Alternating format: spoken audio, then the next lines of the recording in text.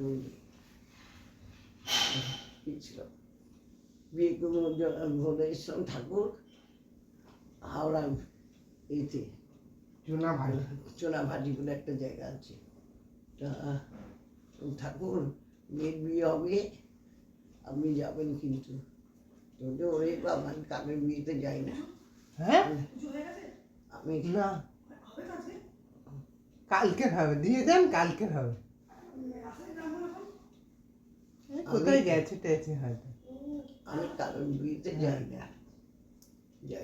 আর আবার অত দূরে তো যেতে যাবো না। মল্লিকপুর আর আপনার অনেক দূর যাবো না, যেতে পারবো না। তো যেতে পারবো না তো কী হয়েছে? আর যদি আপনাকে সেই দিনে আনতে পারে, বলি বাবা আনো, বললো আচ্ছা এই হাতটা রয়েছে, এই হাতটায় আপনার প্রাণ চলে গেল। এতদিন ধরে আপনার প্রাণ যেই বিয়ে হবে, যদি আপনি না আসেন দেখবেন তো হলো বিয়ের দিন, যথারীতি বিয়ের দিন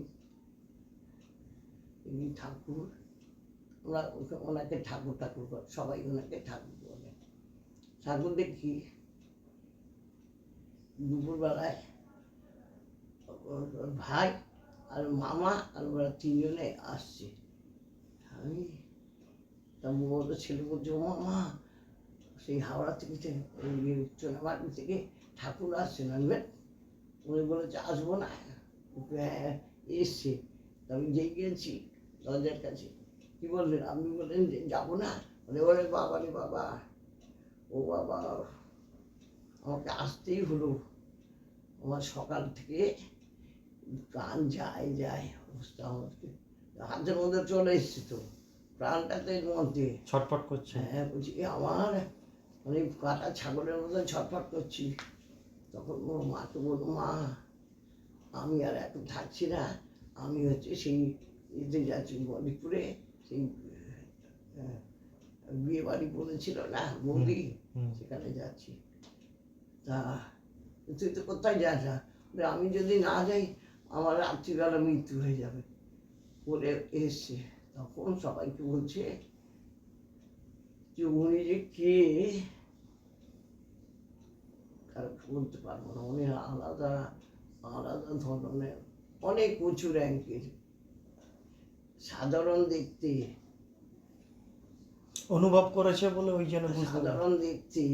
নাহলে বলে গিয়েছিল আমাকে এই হাতের মধ্যে থাকলে আপনার প্রাণ থাকবে বলেছিলাম তো।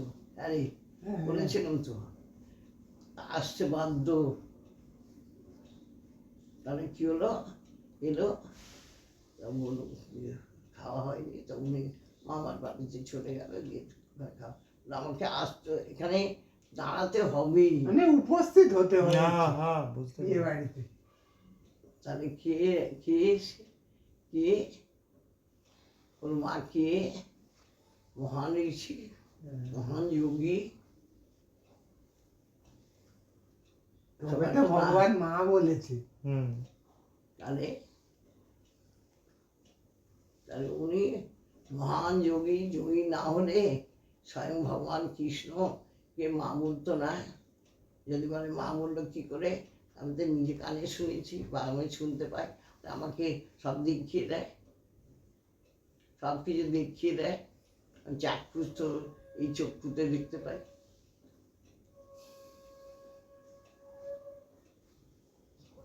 এই যে তোরা আসছিস না, তোর মন ছটফট করছে কেন? করছে তো, কেন ছটফট করছে?